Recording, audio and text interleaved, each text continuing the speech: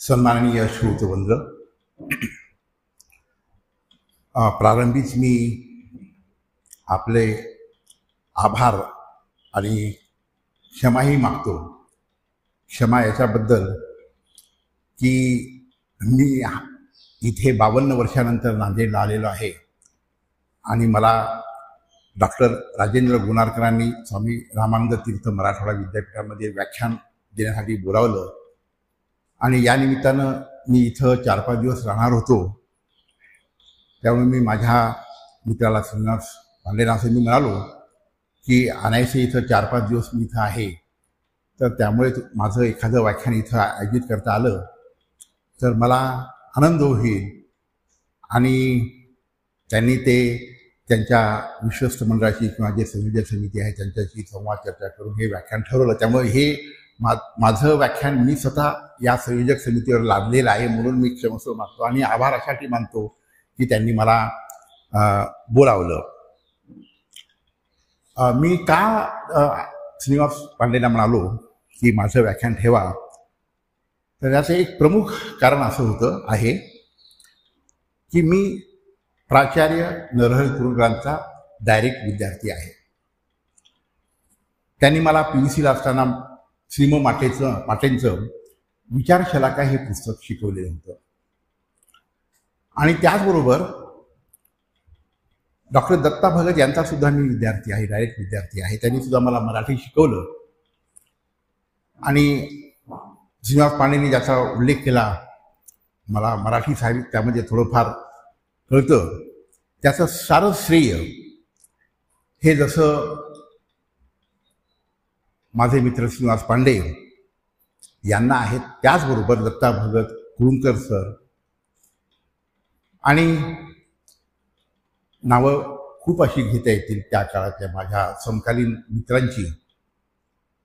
पण या मंडळींनी मला साहित्यामध्ये अभिरुची वृद्धिंगत करण्यासाठी त्या काळातलं वातावरण जे होतं त्याला मदत केली आणि माझा हात लिहिता ठेवण्यामध्ये या मंडळींचं श्रेय आहे. कारण मी डॉक्टर रवींद्र किंबोणे यांचा सुद्धा मी विद्यार्थी आहे, गजानन तामण सरांचा विद्यार्थी आहे आणि ही मंडळी इंग्रजी साहित्य, मराठी साहित्य अतिशय काटेकोर पद्धतीनं, अतिशय साक्षेपणा ती वाचायची, सांगायची. आणि त्या काळातली जी शिक्षणाची परंपरा जी होती, विशेषतः पीपल्स कॉलेजमध्ये मी विद्यार्थी होतो, तर विद्यार्थी आणि प्राध्यापक यांच्यामध्ये अंतर जे एरवी दिसायचं ते कधी मला जाणवलं नाही. त्यांचा तो स्वभाव धर्मसुद्धा नव्हता या शिक्षकांचा. त्यामुळे किंबोणे सरांच्या घरी कधीही जाऊन त्यांच्याकडनं कोणतेही पुस्तक जसं मागता येत होतं, तसंच दत्ता भक्तांची सुद्धा बऱ्याचदा चर्चा व्हायच्या. हे असे वैचारिक अनुबंध आणि वैयक्तिक संबंध असल्यामुळं मला असं वाटलं की इथं मी 4-5 दिवस आहे, तर इथं मला आपल्याशी बोलता येईल. जी इथं सातत्यानं जी मंडळी येथे श्रोतावर्ग येतो. आणि आजकाल माझा असा प्रयत्न राहिलेला आहे, वेगवेगळ्या भागात मी जेव्हा जातो, मागच्या पंधरवड्यामध्ये मी पूर्व विदर्भामध्ये होतो, तर आजच्या परिस्थितीमध्ये लोक काय बोलतात, काय त्यांचं मत आहे, त्यांचं मानस काय, लोकमानस काय आहे, समजून घेण्याचा प्रयत्न करतो. हे समजून घेणं माझ्या स्वतःच्या आकलनासाठी, माझ्या स्वतःच्या दृष्टिकोन, माझा जो आहे वैचारिक दृष्टिकोन आहे, तो थोडा सृजनशील करणं, जो अधिक जास्त चिकित्सक करणं, विश्लेषणात्मक करणं, हा माझा त्याच्या पाठीमागे हेतू आहे.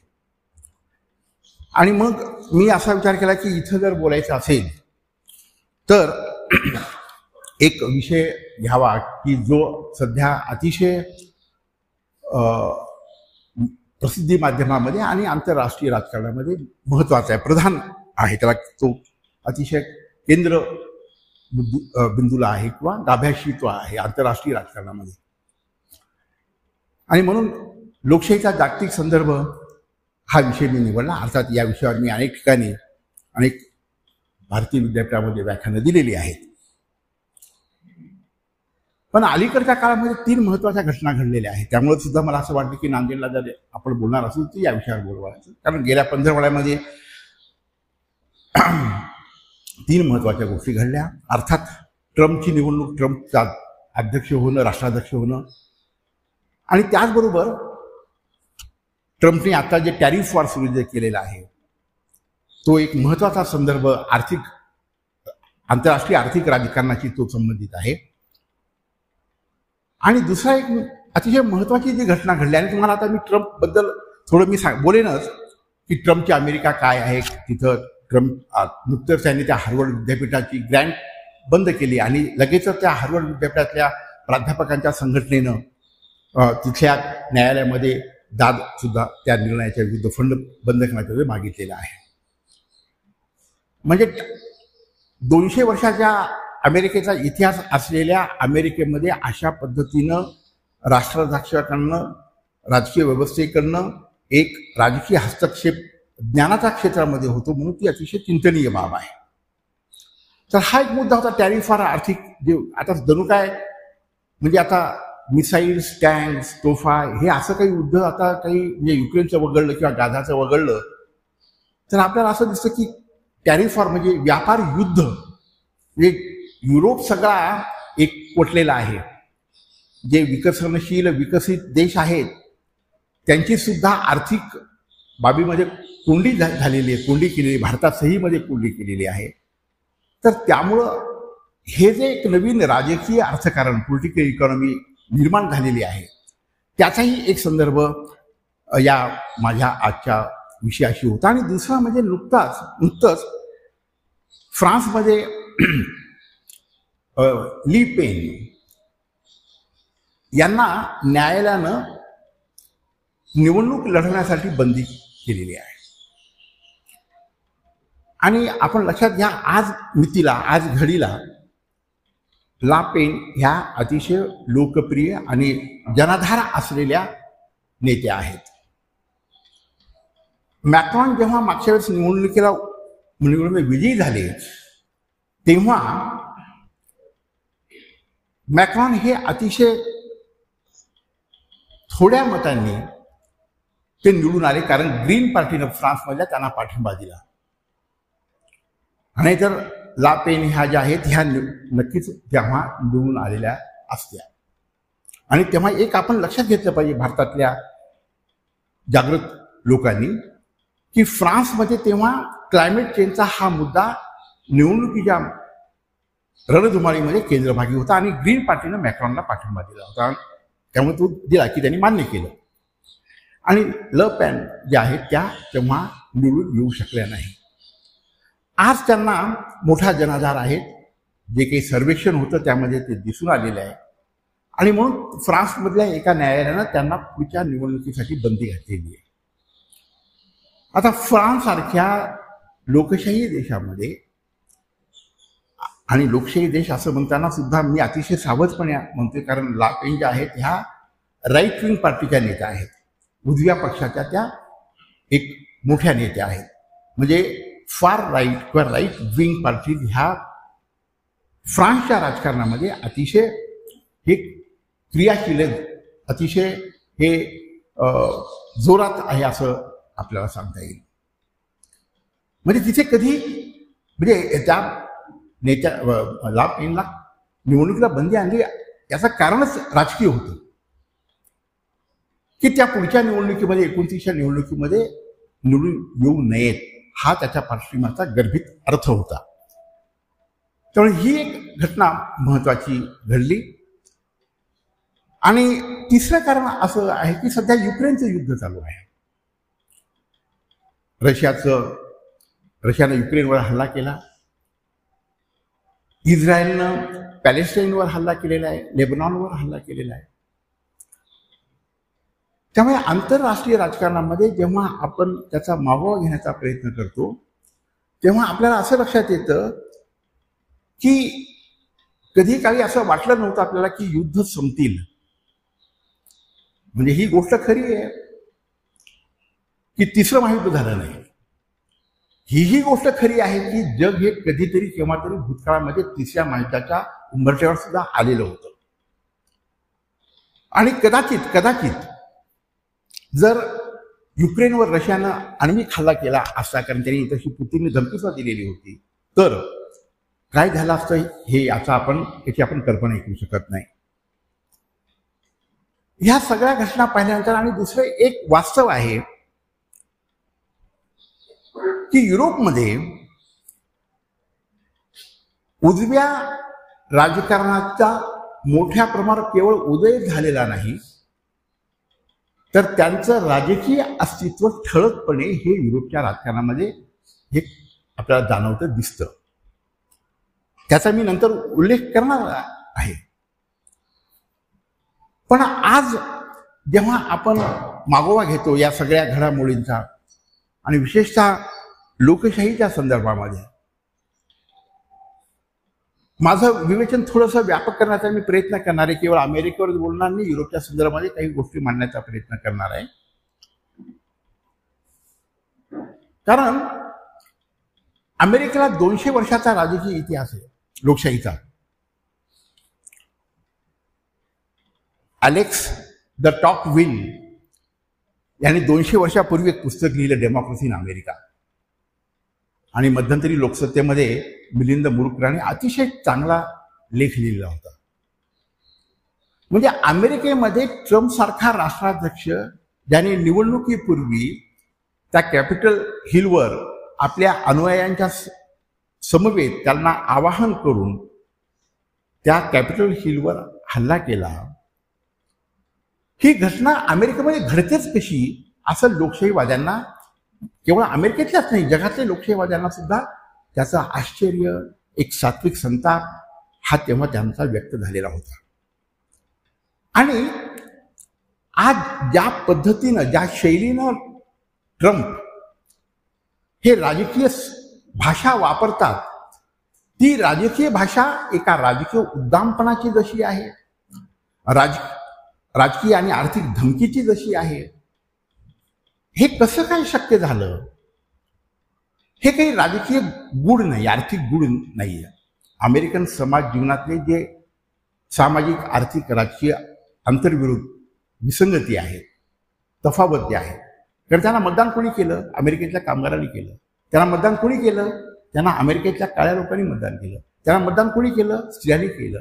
त्यांना मतदान कोणी केलं? कनिष्ठ मध्यम वर्गाने केलं. त्यांना मतदान कोणी केलं? तिथल्या भारतीय वंशाच्या लोकांनी केलं, जे सातत्यानं अगोदर डेमोक्रेटिक पक्षाला मतदान करत होते, त्यांनी त्यांना मतदान केलं. इतकंच नव्हे तर ट्रम्पना हिस्पॅनिक जे आहे, जो वंशिक गट आहे, त्यांनी त्यांना मतदान केलं.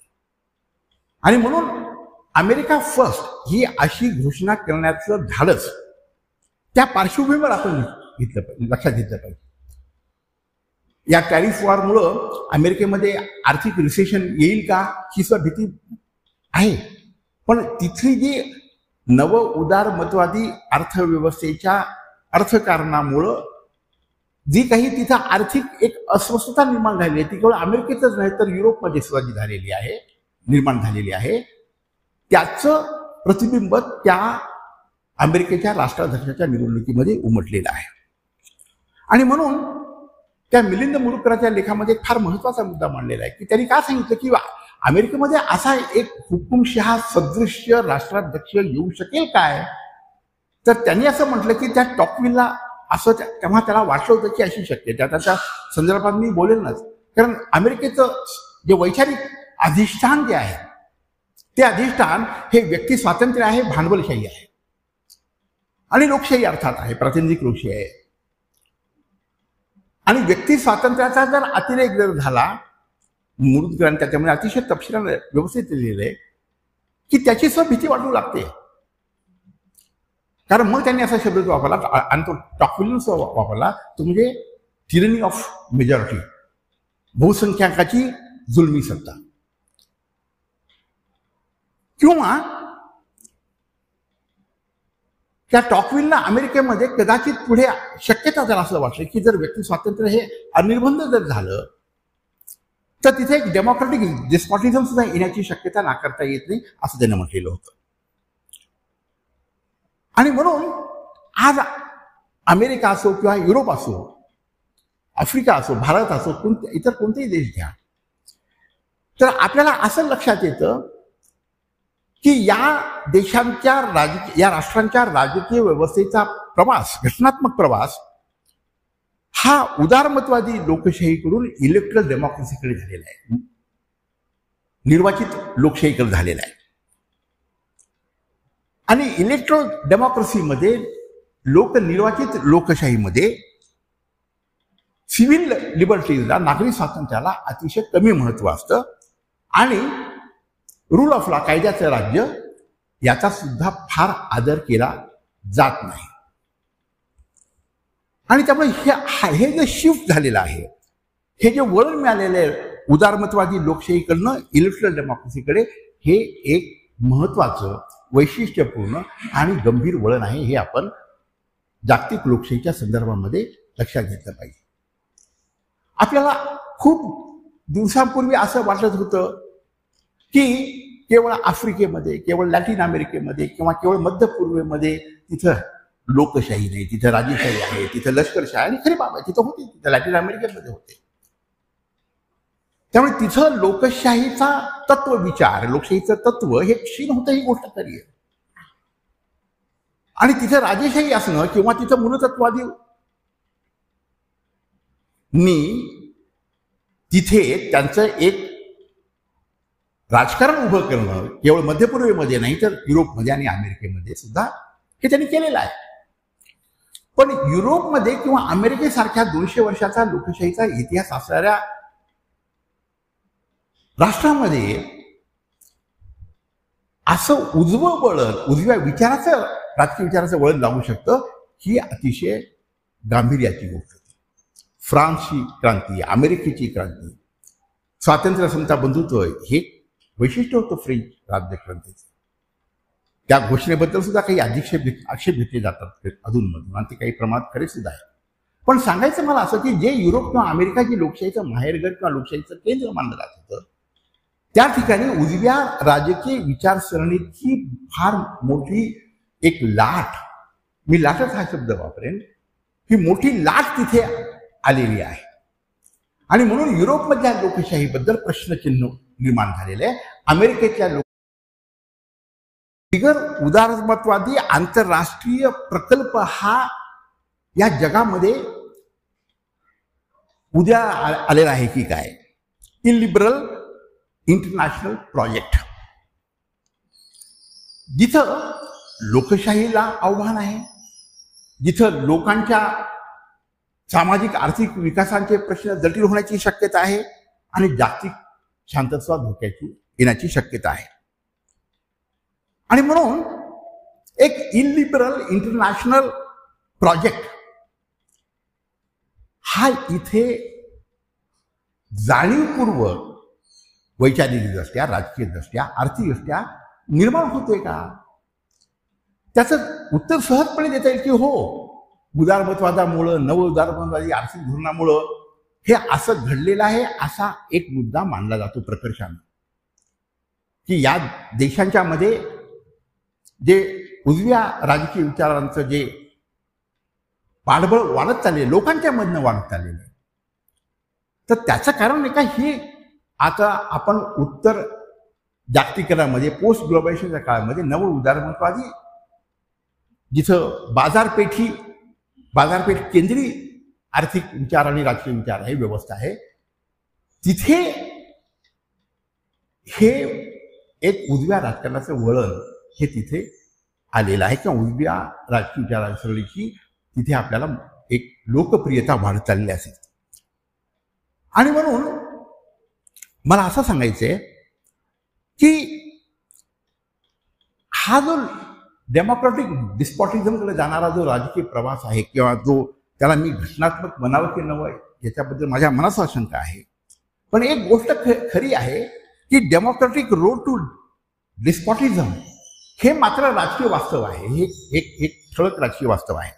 आणि म्हणून बेलारस असो, बोलिव्हिया असो, म्यानमार असो, हाँगकाँग, तुर्कस्तान, Russia, UAE, United Arab Emirates, Iran, China इत्यादी देशांमध्ये आपल्याला असं लक्षात येतं की तिथे ह्या हुकुमशाही विचारांची एक, नाही माफ करा, अधिकारशाही, अथॉरिटेरियन रेजिम्स हे तिथं मूळ धरू लागलेले आहेत.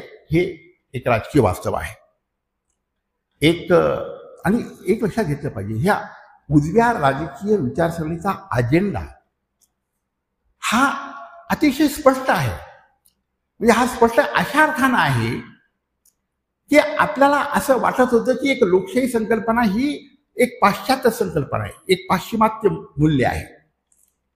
तर चीनमधला एक स्कॉलर, एक चिनी स्कॉलर आहे सु चांगे, तो असं म्हणतो की अ की priority is to pull apart the language of western democracy and expose its social divisions, ethnic antagonisms, political strife, endless political instability, and weak and feeble governance. की पाश्चिमात्य मूल्यांचा जो जागर केला जात होता, जो नामघोष केला जात होता, जयघोष केला जात होता, हे सगळं खोटं आहे, असत्य आहे. जो समतावादी इगॅलिटरियन प्रिन्सिपल जी म्हटली जात होती, जी लोकशाही मूल्य मानली जात होती, ही लोकशाही मूल्य या युरोपमध्ये किंवा अमेरिकेमध्ये खऱ्या अर्थानं कधी नव्हतीच. तिथे राजकीय अस्थिरता होती, वांशिक दंगली होत्या, वांशिक आंतरविरोध होते, सामाजिक भेदाभेद होता, आणि त्यांचं जे गव्हर्नन्स आहे हे सगळं वीक आणि फिबल होतं, हे अस्थिर होतं. आणि हे आपण उघडकीला आणलं पाहिजे, एक्सपोज केलं पाहिजे, असं हा चिनी स्कॉलर म्हणतो. कारण पाश्चिमात्य मूल्य काहीतरी विचारमूल्य, उदारमतवादी लोकशाही हे काहीतरी एक वेगळं आदर्श असं एक वैचारिक प्रारूप आहे, यालाच त्यांनी नकार दिलेला आहे. आणि म्हणून आपल्याला असं लक्षात येईल की गेल्या या 25 वर्षामध्ये, विशेषतः 2000 नंतर 4 प्रकारच्या राजकीय व्यवस्था ह्या उदयाला आलेल्या आहेत. एक आहे एनक्लोज्ड अरिस्टॉक्रेसी, बंदिस्त अरिस्टॉक्रेसी. या अरिस्टॉक्रेसीमध्ये बहुपक्षीय निवडणुका किंवा अनेक पक्ष, मल्टीपार्टी सिस्टीम त्या राजकीय व्यवस्थेमध्ये असत नाही. लोकशाहीची तत्व आहे त्यांची अनुपस्थिती असते. म्हणजे विचार स्वातंत्र्य, भाषण स्वातंत्र्य, याला तिथे याला काही अस्तित्व किंवा त्याचं महत्त्व नसतं. वेस्ट एशिया किंवा नॉर्थ आफ्रिकामध्ये हे देश आहेत. दुसरी जी राजकीय व्यवस्था आहे ती आहे इलेक्टरल ऑटोक्रसी, निर्वाचित लोकांनी निवडून दिलेली ऑटोक्रसी. त्यामध्ये वेगवेगळे राजकीय पक्ष असतात, त्यांच्या निवडणुकीमध्ये सहभाग असतो, पण स्वातंत्र्य आणि विचार स्वातंत्र्य किंवा भाषण स्वातंत्र्य ही जी मूल्य आहेत त्याच्याबद्दल मात्र एक संकुचित दृष्टिकोन, शासकीय दृष्टिकोन, राजकीय दृष्टिकोन असतो. आणि तिसरी जी आहे इलेक्टरल डेमोक्रेसी, निर्वाचित लोकशाही. या निर्वाचित लोकशाही राजकीय व्यवस्थेमध्ये इलेक्शन्स होतात, काही प्रमाणामध्ये नागरी स्वातंत्र्य असतं, पण ते अतिशय मॉडरेट असतं इलेक्टेड डेमोक्रेसीमध्ये. आणि उदारमतवादी लोकशाहीबद्दल ते आपल्याला माहीतच आहे की तिथे वेगवेगळे राजकीय पक्ष असतात. तिथे जी कार्यकारी मंडळ, न्यायालयीन मंडळ किंवा न्यायालयीन मंडळ असतात त्यांचं अस्तित्व असतं, आणि सिव्हिल लिबर्टीचा सुद्धा तिथा एक मोठा अवकाश असतो. पण लिबरल डेमोक्रेसी म्हणताना सुद्धा आपण एक लक्षात घेतलं पाहिजे की त्याच्यावरची समीक्षा जी आहे उदारमतवादी लोकशाही, तिला मार्क्सवाद्यांनी भांडवली लोकशाही असं म्हटलं, बुर्झवा लोकशाही म्हटलेलं आहे. आणि 2000 पूर्वीचा जो राजकीय वातावरण होतं, तेव्हा अमेरिकेच्या राजकीय व्यवस्थेबद्दल बोलत असताना किंवा ब्रिटन असेल किंवा युरोपमधल्या राजकीय व्यवस्थेबद्दल आणि अर्थव्यवस्थेबद्दल बोलत असताना तिथे भांडवलशाही अर्थव्यवस्था आहे आणि तिथे बुर्झवा डेमोक्रेसी, ती काही खरी लोकशाही तिथे नाहीये असं म्हटलं जातं. ही टीका सुद्धा या उदारमतवादी लोकशाहीवर तेव्हा होत होती. पण इतिहासाचं चक्र आज असं वेगानं फिरलेलं आहे, ते उलट म्हणायचं का सुलट म्हणायचं, की आज त्याच लिबरल डेमोक्रेसीच्या विचारांना, तत्वांना त्याचा आग्रह धरणं हे महत्वाचं मानलं जातं. आणि म्हणून जेव्हा त्या टॉकविलनं अमेरिकेच्या संदर्भात ग्रेट डेमोक्रॅटिक रिव्होल्युशन असं म्हटलं, अमेरिकेच्या लोकशाहीच्या विचाराच्या एकूण तिथल्या अस्तित्वाबद्दल, तेव्हा एक लक्षात घेतलं पाहिजे की जणू काय तो मार्च ऑफ सोशल इक्वॅलिटी असा त्याचा तो मुद्दा होता. पण त्यामध्ये एक अर्थ असा होता की तिथे मुक्त राजकीय संस्था असतील की नाही, त्यांचं स्वरूप कसं असणार त्याच्याबद्दल त्याच्या मनामध्ये संदेही होता. आणि म्हणून ज्या लोकशाहीचा वावर किंवा लोकशाहीबद्दल जे बोलल्या गेलं तेव्हा त्या काळामध्ये उदारमतवादी लोकशाहीबद्दल, तेव्हा जशी त्याच्यावरची टीका होती, पण आज त्याला त्या उदारमतवादी लोकशाहीच्या मूल्यांच्याबद्दल, मी मूल्यांच्याबद्दल म्हणतो, मी व्यवस्थेबद्दल बोलत नाही. असं कोणी म्हणत नाही की जर माझ्याकडे काल परवा हिंदूमध्ये आलेला एक सर्वे आहे, त्याच्यामध्ये तो डेमोक्रॅटिक ग्राफ हा कसा कमी होत चाललेला आहे त्याचा उल्लेख मी नंतर करेन. पण मला सांगायचा मुद्दा असा की हे जे या उजव्या विचारसरणीचं आणि उदारमतवादी लोकशाही विचारांचं जे त्याचा कमी जो प्रभाव होता, तो प्रभाव हा आपल्याला थोडा आपण लक्षात घेतला पाहिजे. आणि मग एक बाब या जागतिक संदर्भामध्ये घेतली पाहिजे की आज कोणत्या प्रकारची एक वैचारिक वास्तव किंवा समाज कसा बदललेला आहे, समाजाचं आजचं स्वरूप काय आहे, आणि हे प्रत्येक देशातल्या समाजाचं.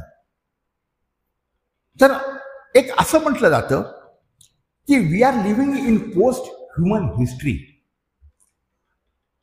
आणि त्या पोस्ट ह्युमन हिस्ट्रीमध्ये महत्वाचं काय आहे तर जे तंत्रविज्ञानाचे जे शोध लागले आहेत, रोबोटिक्स आहे, नॅनो टेक्नॉलॉजी आहे, AI आहे, तर त्यांनी या मानवी प्रज्ञेच्या वर विजय मिळवलेला आहे की काय. ChatGPT असो किंवा AI असो, हे आताचे जे प्रचलित विज्ञानातले, तंत्रविज्ञानातले जे काही प्रयोग चालू आहेत, ते प्रयोग पाहिल्यानंतर आणि त्यांनी मानवी प्रज्ञेवर, मानवी बुद्धिमत्तेवर एक अवाजवी प्रभुत्व, वर्चस्व निर्माण होते का, गाजवलं जाते का, हा एक प्रश्न आज मोठ्या गांभीर्यानं उपस्थित केला जातो.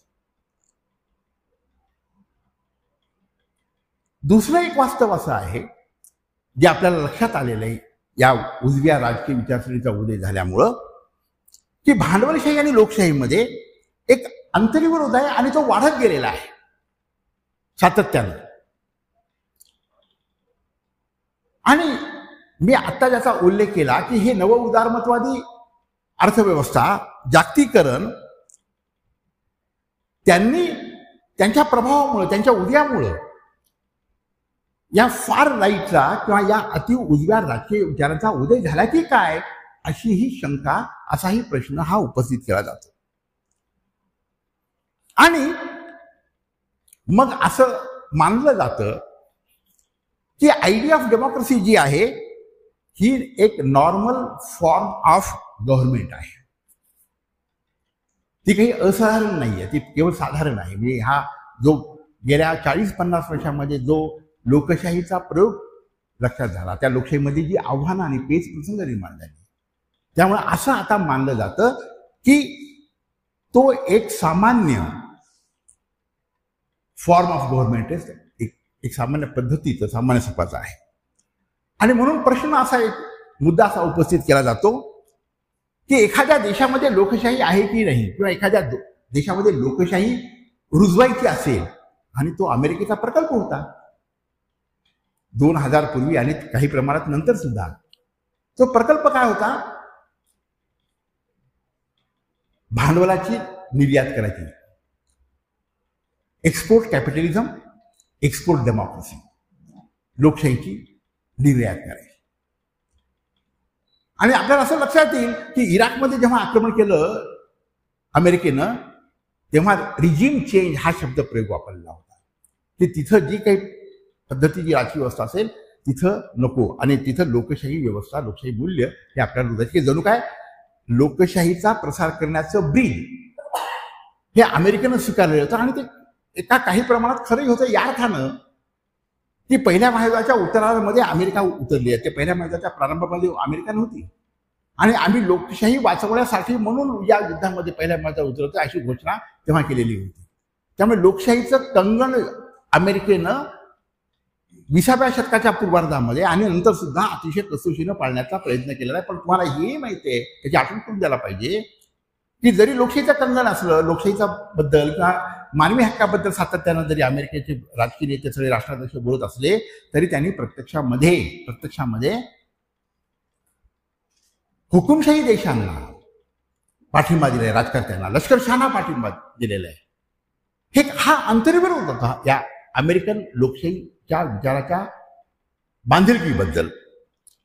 आणि म्हणून एक मुद्दा असा उपस्थित केला जातो की लोकशाहीचं जेव्हा आपण विचार करतो तेव्हा एखाद्या देशात लोकशाही आहे की नाही म्हणजे काय आहे, तर एक विधान असं आहे, a country does not have to be judged to be fit for democracy, rather it has to become fit through democracy. म्हणजे एखादा देश, एखादं राष्ट्र हे लोकशाहीला लायक आहे की नाही हे जर तुम्हाला समजून घ्यायचं असेल, फिट आहे की नाही, योग्य आहे की नाही, तर हे समजून घ्यायचं असेल तर तो तसा प्रश्न उपस्थित न करता it has to be become fit through democracy, लोकशाहीच्या मार्गानं तिथं ती राजकीय व्यवस्था लोकशाहीयुक्त होईल असं त्याचा अर्थ त्याचा मानला जातो. आणि म्हणून एकीकडे मी जसं म्हणालो की आता जे म्हणाल की लोकशाही हे एक सामान्य फॉर्म आहे, नॉर्मल फॉर्म आहे. तर जॅक्स रेन्सियर यानं सुद्धा असं म्हटलं की democracy is not a form of a state. आणि तो असं म्हणत असताना त्याच्यासमोर जे आंतरराष्ट्रीय राजकारण बदलत चाललेलं होतं, एकीकडं या सोव्हिएत युनियनचा अस्त झालेला होता, दुसरीकडे ज्या सामाजिक चळवळी वेगवेगळ्या देशांमध्ये घडत होत्या त्याही लयाला जाऊ लागलेल्या होत्या. आणि त्याशिवाय एक महत्वाची जी घटना घडली ती म्हणजे ग्लोबल इकॉनॉमिक गरज जी आहे, एक जागतिक आर्थिक गरज जी आहे, तिला एक कॉन्सेन्शियल ऑर्डर म्हणजे एक सामंजस्यावर आधारलेली, मतैक्यावर आधारलेली व्यवस्था ही हवी आहे का, तर ती हवी नव्हती. त्यांनी ती रिजेक्ट केली होती, नाकारलेली होती. जो बदल जो होत होता, या आम्ही ज्या 4-5 घटना घेतल्या तेव्हाचं जे आंतरराष्ट्रीय जे पर्यावरण जे होतं, राजकीय आणि आर्थिक पर्यावरण, की ते हे जागतिक अर्थकारणाच्या आवश्यकतेवर त्याच्यावर भर दिला पाहिजे का, म्हणजे जगामध्ये दारिद्र्य संपलं पाहिजे का, याच्याबद्दलची संधी होती. जगामधला सामाजिक वांशिक भेदाभेद संपला पाहिजे का, याच्याबद्दल प्रश्नचिन्ह तेव्हा मानले जात होते. आणि हे घडत का होतं, तर याचं कारण असं की राज्यसंस्था जी होती, वेलफेअर स्टेट होती, त्या वेलफेअर स्टेटने, कल्याणकारी राज्यानं सार्वजनिक अवकाशामधून माघार घेतलेली होती. याचा अर्थ असा होता की आरोग्य, शिक्षण आणि घरं ही याच्यासाठी काही योजना सरकारनं, शासन संस्थेनं देणं हे काही क्रमप्राप्त मानलं गेलं नव्हतं.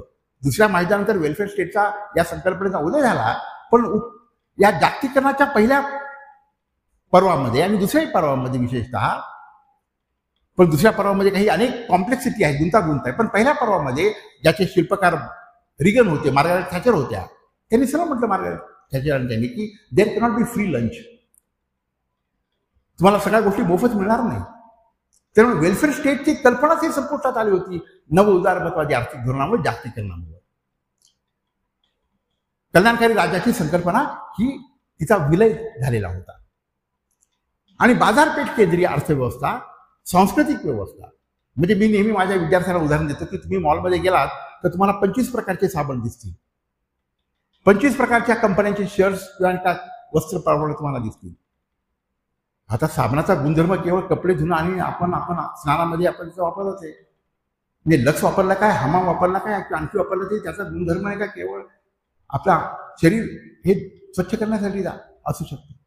पण तिथं 25 आहेत, टूथब्रश 25 कंपन्याचे आहेत, टूथपेस्ट 25 प्रकारचे आहेत. मग आपण काय करतो, या वेळेस का कोलगेटचं आपण घेतो, दुसऱ्या वेळेस का सेन्सोडाईनचं आपण घेतो, यावेळेस कोलगेटचं का टूथपेस्ट घेणार, पुढच्या दुसरी घेणार. म्हणजे निवडीचं स्वातंत्र्य सुद्धा त्या बाजारपेठी केंद्र किंवा हे आपल्यावर हे बाधित केलेलं आहे, हे आपण लक्षात घेतो. आणि त्यामुळं मला सांगायचा मुद्दा माझा असा आहे की कल्याणकारी राज्याची संकल्पना ही संपुष्टात आली. आणि मग आज महत्वाचा प्रश्न उपस्थित होतो की why radical social movements don't last for long time. सामाजिक चळवळी ह्या का कायमस्वरूपी असत नाही, हा आज जागतिक लोकशाहीच्या संदर्भामध्ये हा महत्वाचा प्रश्न आहे. आणि त्यामुळं जेव्हा आपण थोडा मागोवा घेतला या आंतरराष्ट्रीय राजकारणाचा, थोडा वेध घेण्याचा प्रयत्न केला, तर असा आपल्या लक्षात येईल की एक अमेरिका प्रणीत उदारमतवादी लोकशाही 1990च्या सुमारास ही फार लोकप्रिय होती. आणि तुम्हाला माहित आहे, जेव्हा सोव्हिएत युनियनचा अस्त झाला तेव्हा त्या फ्रान्सिस फुकुयामानं एंड ऑफ हिस्ट्री हे नावाचं पुस्तक लिहिलं. आणि त्याने 2 गोष्टी सांगितल्या की समाजवादाचा आता पाडाव तर झालेला आहे, पण उदारमतवादी लोकशाही मूल्यांचा विजय झालेला आहे. बाजारपेठी अर्थव्यवस्था ही आता यशस्वी झालेली आहे. आणि त्यामुळं की जिथं जिथं आपल्याला शक्य आहे तिथं तिथं लोकशाही विचारांचा प्रसार केला पाहिजे, ही भूमिका होती. आणि अर्थात तो फ्रान्सिस फुकुयामाचा जे वैचारिक प्रमेय होतं ते नाकारला गेलं. इतिहासाचा अंत अशा पद्धतीनं करता होत नाही असे त्याच्यावर अतिशय आक्षेप सुद्धा घेण्यात आले. पण ते लोकशाहीचा प्रसार करणं हे अमेरिकेचं एक सेक्रेट पवित्र मिशन होतं, हे आपण त्या 90च्या काळामध्ये हे लक्षात ठेवलं पाहिजे. बराक ओबामाने सुद्धा संयुक्त राष्ट्राच्या असेंब्लीमध्ये, संयुक्त राष्ट्रसंघाच्या असेंब्लीमध्ये ते असं म्हणाले की there is no right fundamental than the ability to choose your leaders and determine your destinies. लोकांना जे आपले नेते निवडण्याचे जे स्वातंत्र्य आहे ते फार महत्वाचे आहे, ते मौलिक आहे. आणि पण असं म्हणत असताना सुद्धा ओबामांनी लिबिया आणि सिरियामधल्या राजवटी ह्या त्यांनी मोडून काढल्या. 2017 नंतर आपल्याला असं लक्षात येतं की ॲटॉक्रसी जी आहे, एक अधिकारशाहीची जी राजकीय व्यवस्था जी आहे की त्याचा जो विचार आहे, हा एक महत्वाचा बदल आंतरराष्ट्रीय राजकारणामध्ये झालेला आहे. आणि हा बदल कसा झाला आहे? रशियामध्ये पुतिनच्या निमित्तानं एक डिफॅक्टो डिक्टेटरशिप आहे. चीनमध्ये जे झी यांग आहे त्यांनी आपली सत्ता, राजकीय सत्ता ही अतिशय मजबूत केलेली आहे. सौदी अरेबियाचा जो प्रिन्स आहे मोहम्मद बिन सालेम, त्यांनी सगळ्या विरोधकांना नेस्तनाबूत केलेला आहे. इजिप्त पुन्हा एका तिथे काही लोकशाही राजवट तिथे नाही आहे, तिथे पुन्हा एकदा तिथे हुकुमशाही प्रधान राजकीय व्यवस्था निर्माण झालेली आहे. हंगेरी आणि पोलंडमध्ये सुद्धा आपल्याला असं दिसतं की अथॉरिटेरियन रिजिम्स इथे निर्माण झालेले आहेत. आणि ट्रम्प तेव्हा जेव्हा पहिल्यांदा निवडून आले तेव्हा सुद्धा ते काही या नव्या आंतरराष्ट्रीय व्यवस्था होती तेव्हा ते काही फार त्याच्याबद्दल समाधानी नव्हते. तेव्हाही त्यांनी काय केलं, चीनच्या राष्ट्राध्यक्षांना त्यांनी जेव्हा त्यांची राजकीय सत्ता ही मजबूत केली, प्रबळ केली, तेव्हा त्यांचं अभिनंदन केलेलं होतं. आणि त्यांनी असं म्हटलं त्या ट्रम्पनी की अमेरिकेतली जी न्याय व्यवस्था आहे ही लॉफिंग स्टॉक आहे, म्हणजे हास्यास्पद आहे. तिथल्या न्याय यंत्रणेवर तेव्हाही त्यांचा विश्वास नव्हता, आधी त्यांचा विश्वास नाहीये. आणि म्हणून त्यांनी असं तेव्हाही घोषित केलं होतं, जे आता अधूनमधून ते म्हणत असतात की I am the only one that matters. जे अमेरिकन राजकीय प्रक्रियेमध्ये मीच महत्वाचा आहे, मीच प्रधान आहे.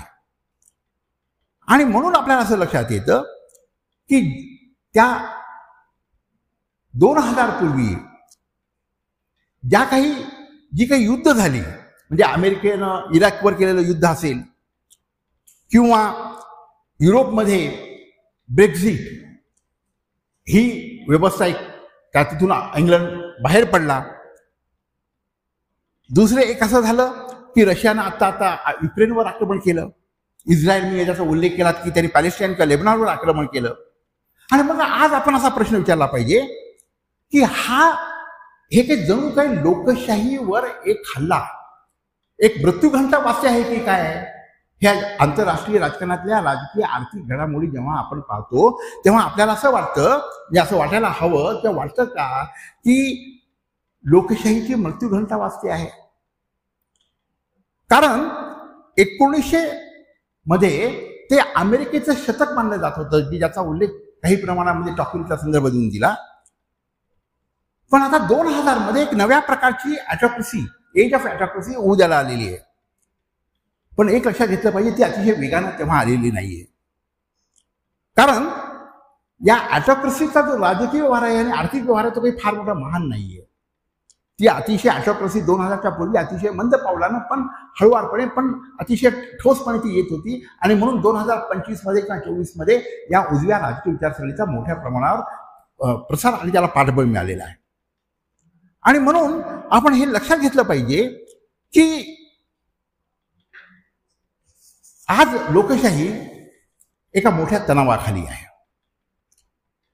ते इट इज अंडर सीज. आणि जागतिक स्वातंत्र्य जे आहे प्रत्येक देशातलं किंवा देशातलं जे नागरी स्वातंत्र्य आहे ते गेल्या 20-25 वर्षामध्ये हळुवारपणे ते कमी कमी होत चाललेलं आहे. आणि मी काही उदाहरणं दिली की थायलंड असेल, म्यानमार असेल, टर्की असेल, हे अथॉरिटियन रूलकडे त्यांचं निका रूपांतर करत त्यांचा प्रवास झालेला आहे. पोलंडमध्ये तर मतदानाच्या हक्कावर काही मर्यादा आलेल्या आहेत. आणि स्पेनसारख्या देशामध्ये तेव्हा कॅटॅलोनियामध्ये काही तिथे आम्ही त्या स्पेनमधून बाहेर पडू असे उठावसा झालेले आहेत. आणि एक दुसरं आपल्याला लक्षात येतं की युरोपमध्ये ह्या ज्या मध्यम मार्गी ज्या होत्या राजकीय पक्ष जे होते ते राजकीय पक्षांचं मतदान हे दिवसेंदिवस हे कमी होत आलेले आहे. आणि ज्या सेंट्रल लेफ्ट पार्टी होत्या, केंद्र आणि डाव्या जे राजकीय पक्ष होते त्यांना सुद्धा, म्हणजे नेदरलँड असेल, फ्रान्स असेल, ऑस्ट्रिया असेल, जर्मनी असेल, त्या देशांच्या मध्ये सुद्धा अतिशय अवमानास्पद पराभव हा पत्करावा लागलेला आहे. आणि म्हणून अमेरिका असो का युरोप असो की इथे एक फ्लॉड डेमोक्रेसी आहे का, बिघडलेली लोकशाही राजकीय व्यवस्था निर्माण झाली का, निर्माण होते का, असं एक मत आज अग्रक्रमानं मानलं जातं. आणि म्हणून एक जेव्हा ट्रम्प असेल किंवा बोलिव्हिया यांचे पंतप्रधान असतील त्यांनी असं सरळ स्पष्टपणे असं म्हटलेलं आहे की आम्हाला आता आमच्या देशामध्ये इनलिबरल डेमोक्रेसी आणायची आहे, बिगर उदारमतवादी लोकशाही आणायची. ट्रम्पनी हार्वर्ड विद्यापीठाच्या मध्ये हस्तक्षेप करताना असं त्यांनी म्हटलं की हे जे हार्वर्ड विद्यापीठ उदारमतवादी विचारांचं जे बॅस्टन आहे, जे केंद्र आहे, ते वोक कल्चर तिथं त्यांनी आहे असं त्यांनी म्हटलं.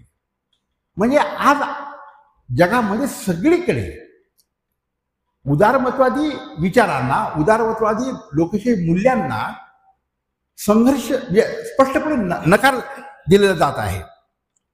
आणि म्हणून एक अर्थकारणामध्ये आपल्याला असं दिसतं की कॉर्पोरेट फ्रेंडली अर्थव्यवस्था येणं आणि राजकीय व्यवस्था येणं त्याला त्याची मुळं आता स्पष्टपणे आपल्याला घट्ट होताना दिसत आहेत.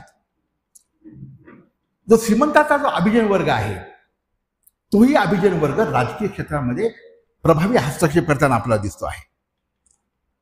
आणि हे होत असताना ट्रम्प असेल का युरोपमध्ये असेल तिथल्या निवडणुकांच्या मध्ये निर्वासितांचा मुद्दा हा कळीचा राजकीय मुद्दा झालेला आहे.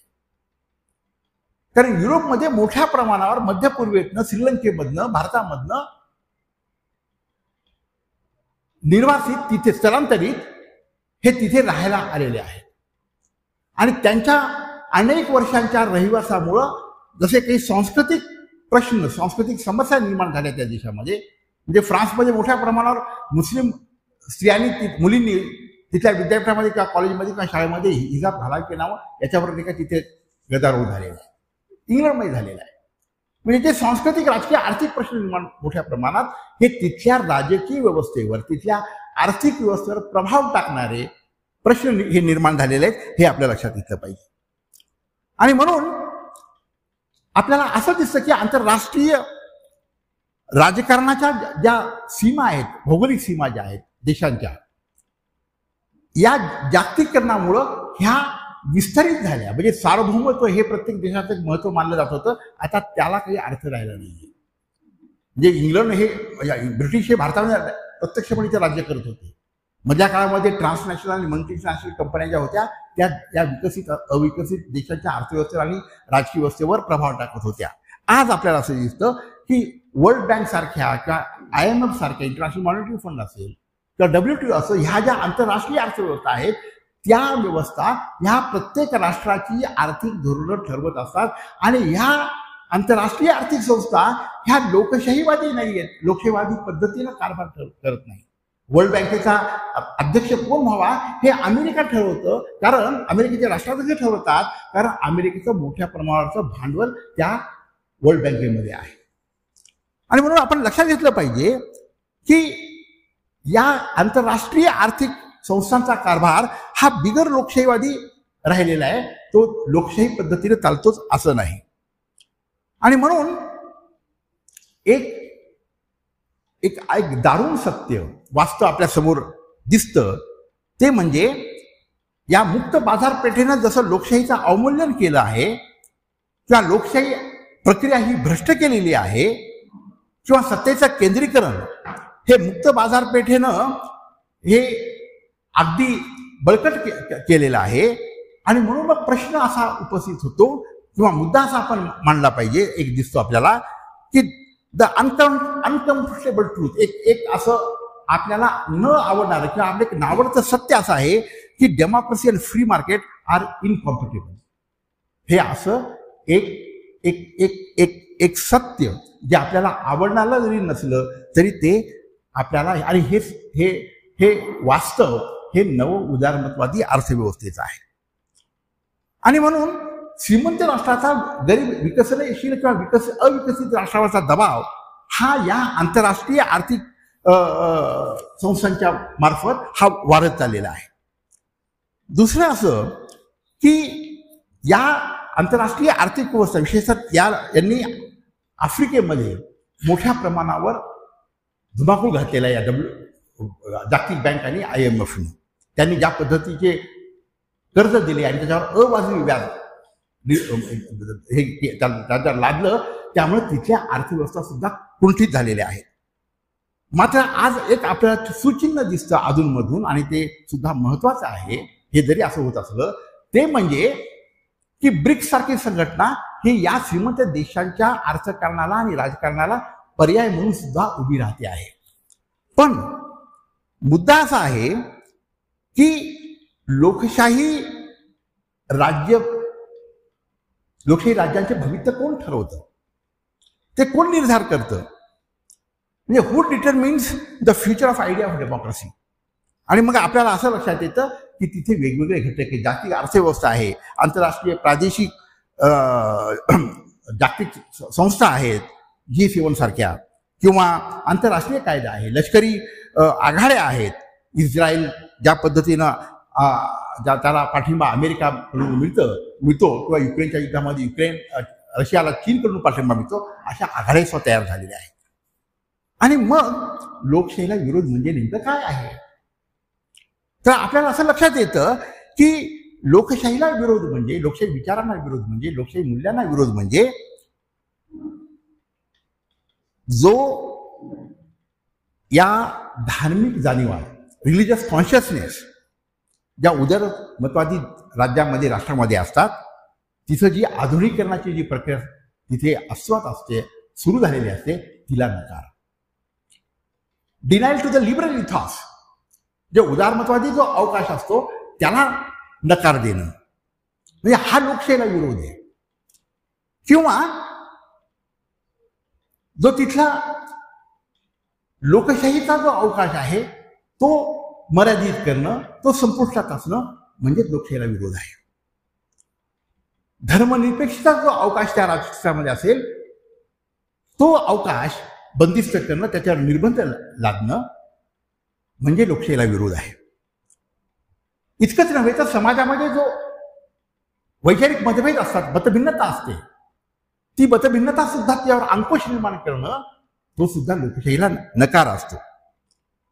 आणि त्यामुळं आपल्याला असं लक्षात येईल की या सगळ्या गोष्टींच्यामुळे, या सगळ्या बाबींच्यामुळं या लोकशाहीला काही प्रमाणात, मोठ्या प्रमाणामध्ये एक आव्हान निर्माण झालेलं आहे. आणि म्हणून झिजेक सारखा विचारवंत असं म्हणतो की त्यानं असं म्हटलं की हे जे धार्मिक मूलतत्ववाद आहे याचा उगम हा पाश्चिमात्य उदारमतवादी लोकशाहीच्या व्यवस्थेमध्ये किंवा मूल्यामध्ये झालेला आहे का. त्यानं असं म्हटलं, एक फंडामेंटल क्वेश्चन, एक महत्वाचा मूलभूत प्रश्न उपस्थित केला पाहिजे.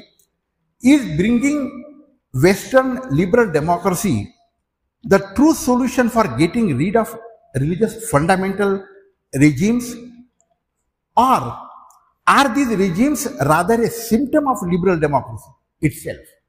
या उदारमतवादी लोकशाहीचे सिम्पटम्स म्हणजे हे धार्मिक मूलतत्ववाद आहे की काय. या ज्या पद्धतीनं संसदीय राजकीय लोकशाहीचा व्यवहार राहिलेला आहे त्या व्यवहाराच्या क्लिष्टतेमधनं, गुंतागुंतीमधनंच धार्मिक मूलतत्ववाद उदारलेला आहे का. What to do in case like that Algeria or Palestine territories where a free democratic election brings fundamentalists to power? Palestine मध्ये निवडणुकीमध्ये कोण निवडून आलं? हमास निवडून आलेली आहे. आणि त्यामुळं हा मुद्दा जो आहे लोकशाहीला विरोध असणारा किंवा धार्मिक मूलतत्ववाद आहे किंवा सांस्कृतिक मूलतत्ववाद आहे तो कशामधून निर्माण झालेला आहे हा झिजेकने संसदीय लोकशाहीच्या व्यवहाराच्या बद्दलच प्रश्न हा उपस्थित केलेला आहे. आणि म्हणून एक हेही आपण लक्षात घेतलं पाहिजे की लोकशाहीचा विस्तार हा मर्यादित होत चाललाय, सीमित होत चाललेला आहे. तो उजव्या राजकीय विचारसरणीच्यामुळे झाला ही गोष्ट जरी खरी असली तरी एक लक्षात घेतलं पाहिजे की लोकशाहीचा विचार हा केवळ अमेरिका आणि युरोपचा सीमित होता जुन्या काळामध्ये. आणि त्यामुळं त्याची व्याप्ती ही मोठ्या प्रमाणावर झालीच नसल्यामुळं आज या उजव्या राजकीय विचार प्रणालींचे किंवा पक्ष तिथे निर्माण होणं हे स्वाभाविक होतं की काय असं म्हटलं जातं. आणि मग एक प्रश्न आपल्याला उपस्थित करता येतो की हाऊ डेमोक्रेसी डाय, लोकशाहीचं मरण कशामुळं होतं. त्याचं उत्तर एक लेविट्स्की नावाचा विचारवंत त्याने असं म्हटलं, democracies may die at the hands of not generals but of elected leaders, presidents or prime ministers, who subvert the very process that brought them to power. Some of these leaders dismantle democracy quickly. More often, though, democracies erode slowly through the barely visible steps. लष्करशाह किंवा हुकुमशाह हे लोकशाहीचा अंत घडवतात आणत नाही, तर लोकनिर्वाचित राष्ट्राध्यक्ष पंतप्रधान हे हळूहळू या हुकुमशाहीला किंवा लोकशाहीच्या मृत्यूघंटेला किंवा लोकशाहीचं मरण हे आणतात. आणि त्यामुळं की जॉन किन नावाच्या एका प्राध्यापकाने विचारवंतानं त्या डेमोक्रेसीच्या मृत्यूबद्दल असं म्हटलं की डेमोसाईड स्टेप बाय स्टेप. हा इंडियन एक्सप्रेसमध्ये काही वर्षांच्या पूर्वी, महिन्यापूर्वी लेख आला होता, तेव्हा लोकशाहीचा अंत हा हळूहळू क्रमाक्रमानं होतो असं त्यांनी म्हटलेलं होतं. आणि त्यामुळं आज एक महत्वाचं वास्तव आपल्या डोळ्यासमोर येतं, ते म्हणजे our regimes are democratic but we are not govern democratically. आपली जी राजकीय व्यवस्था आहे ही लोकशाही प्रधान आहे, लोकशाहीवादी आहे, पण we are not govern democratically. हे जगाच्या पाठीवर युरोपमध्ये आणि अमेरिकेमध्ये सातत्यानं घडते, कारण तिथली जी कार्यकारी जी सत्ता आहे, एक्झिक्युटिव्ह पॉवर जी आहे, ही दिवसेंदिवस प्रबळ होत चालली. त्याचं ट्रम्प हे उदाहरण आहे आणि चीन आहे, रशिया आहे. आणि मग त्याला पर्याय काय आहे? तर एक असा पर्याय मानला जातो. तो पर्याय असा की लोकशाही, राजकारण आणि सामाजिक चळवळी यांचा एक फार महत्वाचा एक नातं आहे, एक त्यांचा संबंध आहे. आणि म्हणून हे जे डेमोक्रेटिक पॉलिटिक्स जे आहे, लोकशाहीवादी राजकारण आहे, हे केवळ सामाजिक चळवळी, सामाजिक आंदोलनाच्या मुळच घडू शकतं आणि ते राज्यसंस्थेच्या कार्यक्षेत्राच्या बाहेर असल्या सामाजिक चळवळी, तर त्यामुळेच लोकशाही वातावरण निर्माण होऊ शकतं. कल्याणकारी राजाची संकल्पना तर ही आता संपुष्टात आलेली आहे. मग अशामुळं आणि जर शासन संस्था ह्या जर अधिकारशाहीवादी झाल्या असतील तर त्यांच्यावर अंकुश ठेवण्यासाठी कोण असू शकतं? तर त्या सामाजिक चळवळी असू शकतात. आणि या सामाजिक चळवळी जर वैश्विक मूल्य घेऊन जर लढल्या, त्यांनी रस्त्यावरची आंदोलनं जर केली, तर या लोकशाहीचा विध्वंस किंवा लोकशाहीच्या व्यवहारावर संकट येण्याची शक्यता हा कमी आहे असं म्हटलं जातं.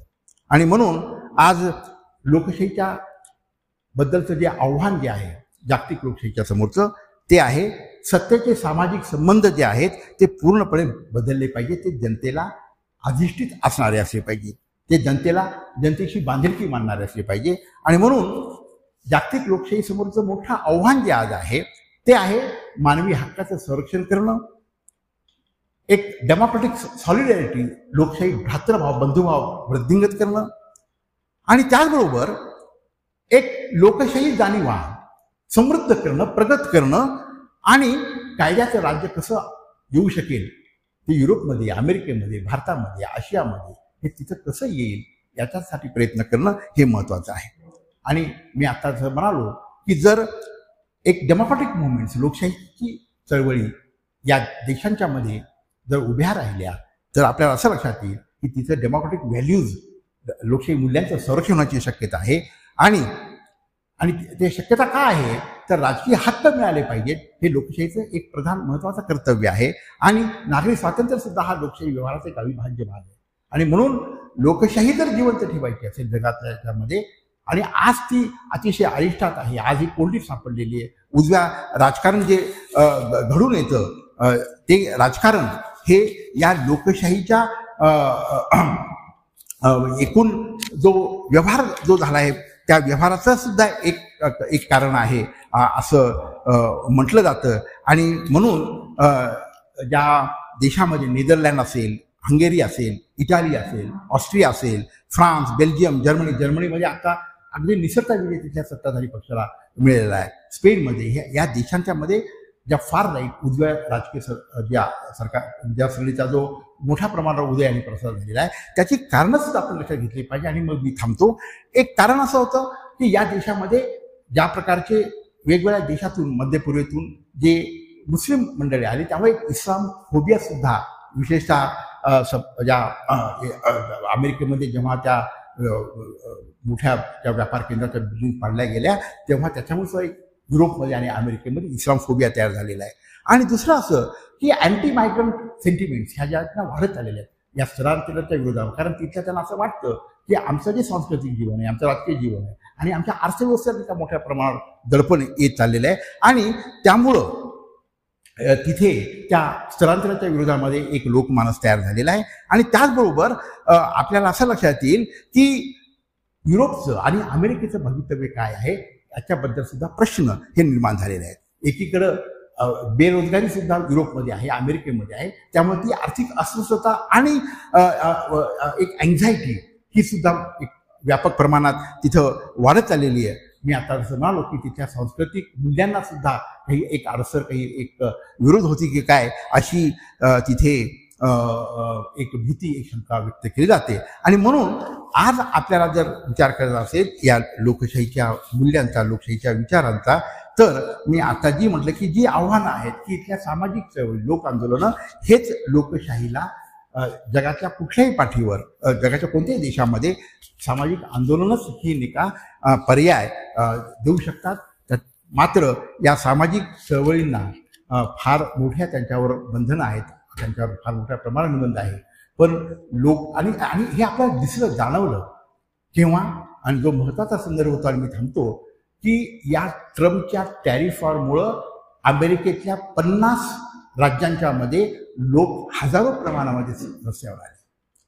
अमेरिकेच्या धोरणांना विरोध करण्यासाठी, राष्ट्राध्यक्ष ट्रम्पच्या धोरणांना, आर्थिक धोरणाला, राजकीय धोरणाला विरोध करण्यासाठी हजारो अमेरिकन हे 50 राज्यामध्ये हे तिथे रस्त्यावर आले. आणि पुढे मागे ट्रम्प यांना त्यांच्या राजकीय अस्तित्वाचा सुद्धा एक प्रश्नचिन्ह हा निश्चित निर्माण होऊ शकतं. आणि ती ताकद लोकांच्या आंदोलनामध्ये, सामाजिक आंदोलनामध्ये आहे. आणि दुसरी गोष्ट अशी की या नव उदारमतवादी अर्थव्यवस्थेला जे त्याच्यामध्ये जे पेच प्रसंग निर्माण होतील, जे रिसेशन येईल, जी चलनवाढ येईल, त्याच्यामुळे सुद्धा जागतिक अर्थव्यवहार आणि राजकीय व्यवहार हा अतिशय अरिष्टामध्ये सापडण्याची शक्यता आहे. आणि अशा वेळेस सामाजिक चळवळीचं उत्तरदायित्व, त्यांची बांधिलकी, जे समाजातल्या सर्वसामान्य माणसांचे जे प्रश्न आहेत ते घेण्यामध्ये आहे. म्हणून सामाजिक आंदोलनांना पर्यायाने तोच अंकुश या अनियंत्रित राजकीय सत्तेवर राहू शकतो. धन्यवाद.